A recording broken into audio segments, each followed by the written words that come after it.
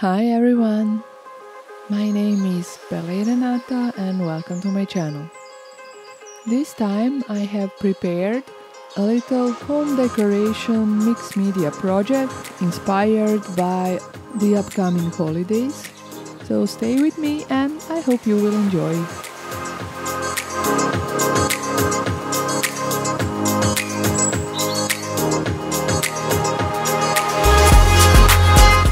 The inspiration for this project came from this metal die set from Team Holtz and Sizzix. And I got this idea to place these cute bunnies inside this vintage looking frame.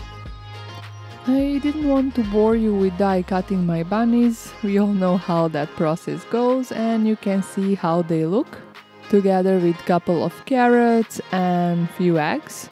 So now it was all about figuring a layout.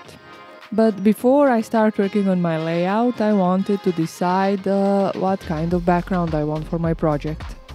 I had a couple of options going around, but at the end I decided to work with this older scrapbooking paper from Studio Light.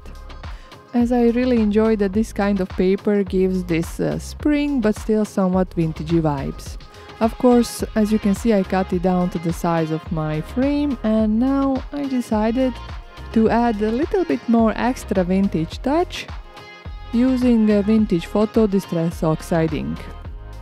I was applying the ink mostly towards the edges of my paper, not going too much in because I still wanted my beautiful flowery pattern to be somewhat vibrant. But now I thought, why not to add some more extra touches?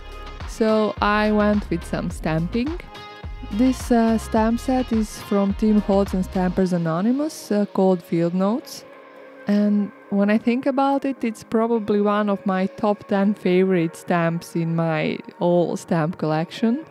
It is very versatile and can be used for so many different projects. Though, to be honest, I mostly get inspired to use them when I do something more vintagey. Also, just to mention that I am using the same ink for stamping that I used for darkening the edges of my paper.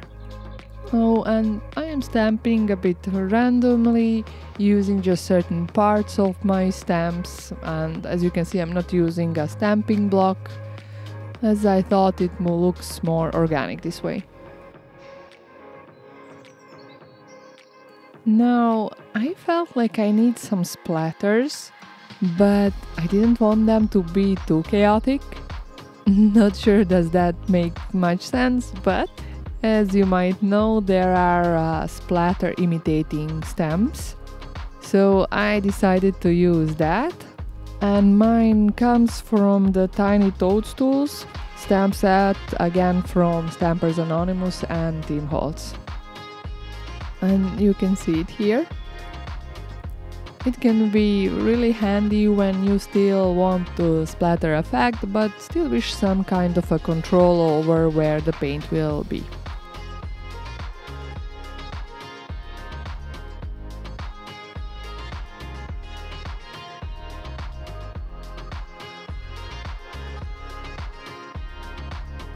Now, while my ink was still at my hand, I will use it to darken up the edges of my bunnies just a bit to add some shadow and dimension.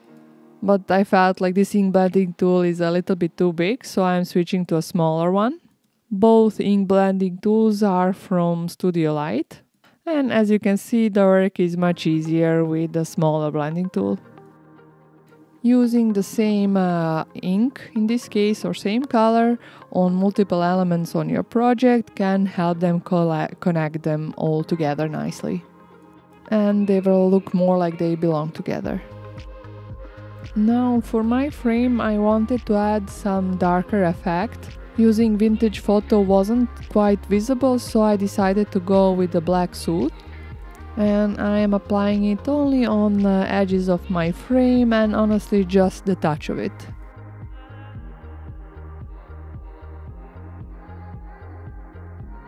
Now the time was to adhere my background. For that I am using matte medium, and quite annoyingly I put way too much matte medium. I estimated the amount that I need very badly, and these kind of situations actually really bother me. Don't know why. I just don't like wasting my products, but hey, it still happens. So here you can see me struggling a little bit trying to remove the excess glue and still trying to spread it evenly on the whole background so that my scrapbook paper would adhere really nicely without creating any bubbles.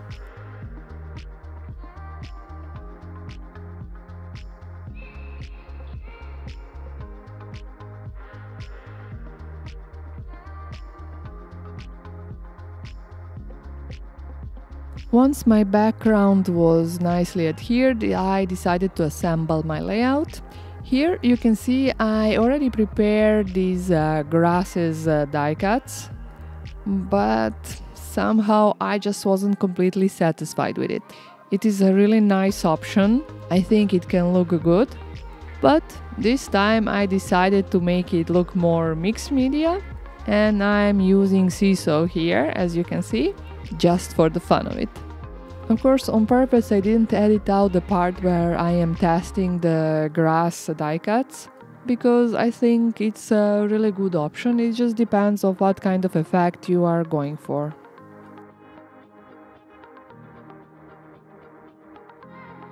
Now it was time to use my old crafting nemesis, the glue gun. Some of you who are more familiar with my channel know that I struggle so much with glue guns. So I will here just show you a little bit, and I will nicely edit out the messy part. I don't need you to see that, the part when I glue my fingers and my background and everything. Anyway, the result was just fine. As you can see, I ended up victorious, so it was time to adhere my bunnies and carrots. For some of the elements I will use 3D foam tape.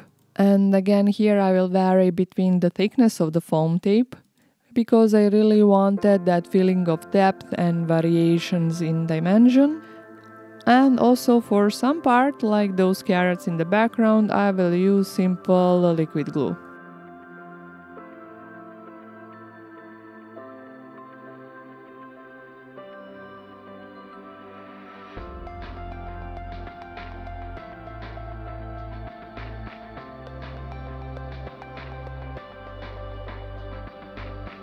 Now, when the main part of the layout was adhered, I still wanted to add some tiny details. So here you can see me audition some chipboards. I believe these are from Craft O'Clock. Some really old collections that I was gathering years ago. And even some more old ephemera. This one is from Tim Holtz Idea-ology, the Botanical ephemera. I had this one for years and used it on many projects. It's always fun to go in your collection box and find some old treasures, and feels even better when you manage to use them up for some new projects.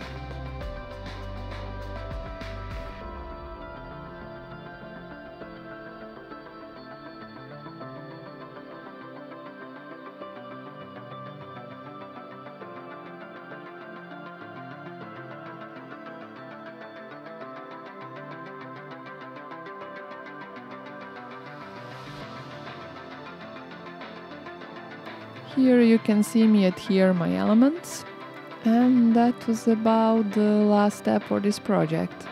Those of you who know me know that I mostly do art journal pages, but honestly it always feels fun to do something a bit different from time to time. Oh, and one thing I must say, I'm so proud of myself right now. This was one of rare occasions when I managed to make my seasonal project before the actual holiday. And I really hope I managed to inspire you to make some mixed media home decorations for the upcoming holidays. Also, as usual, you can find the full list of supplies that I have used for this project in the description box down below. At least those products that are still available for sale. But if not, you can always find something similar to use. Or even better, use some stuff that you have collected over the years. That always feels good. Now, of course, thank you so much for being with me today, and I hope to see you again soon. Have a nice crafty day. Bye!